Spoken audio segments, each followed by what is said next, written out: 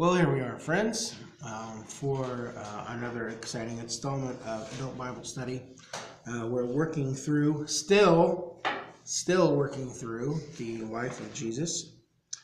Apparently, it's like a 1-to-1 scale. You know, every day it takes us one day here. So we feel like it feels like we've been moving kind of slow.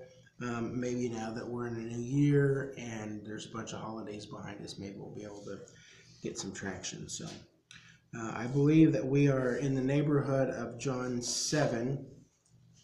The last time that we were together, we started in John 7 talking about the Feast of Tabernacles. Just to kind of refresh your memory just a little bit, in the Feast of Tabernacles, it's one of the major festivals that Jews come from all over to be in Jerusalem for the festival. Rose, you're looking at me funny like I'm speaking. No, I'm not. I was looking at Steve funny. Okay.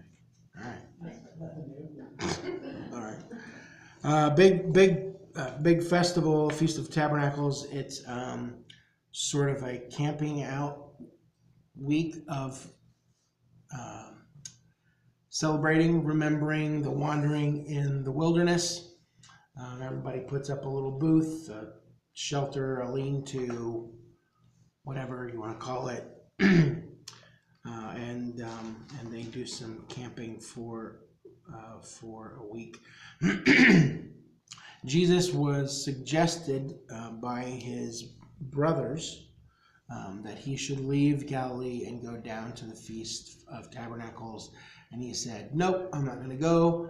You all go on ahead. And then he later decided to go.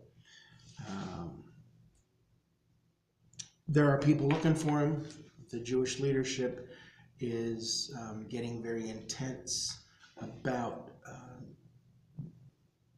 arresting him, stopping him from his teaching and his miracles. And so I think that is part of the reason why it wasn't the right time to go down with his brothers. If I had brothers like he did, I probably wouldn't go spend time with him either, because they kind of seem like they're just trying to get him to sit down and be quiet. So I believe that we are somewhere in the vicinity of verse 11.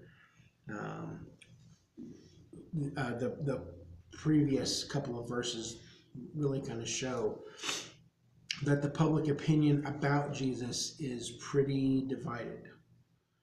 On one end, you've got people like the Jewish leadership, the majority of which would say he's a charlatan, he's a deceiver, he's lying to the people, he can't be trusted, he's going to get us in trouble with Rome, he's going to cause a revolution, we're going to get killed. And on the other side, you've got people who keep thinking, either to themselves or out loud, this could be the Messiah. This could be the one. He could be at least a prophet.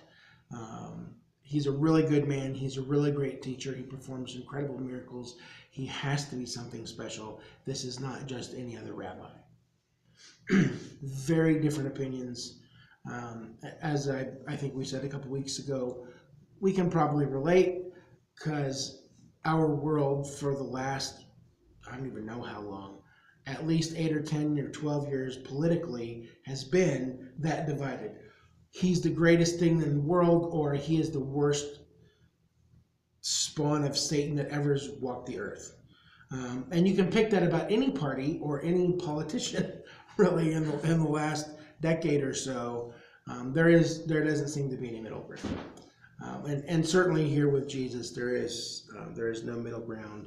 You either really like him or you really hate him and want him to go away. So let's look here at verse, maybe that's a 14.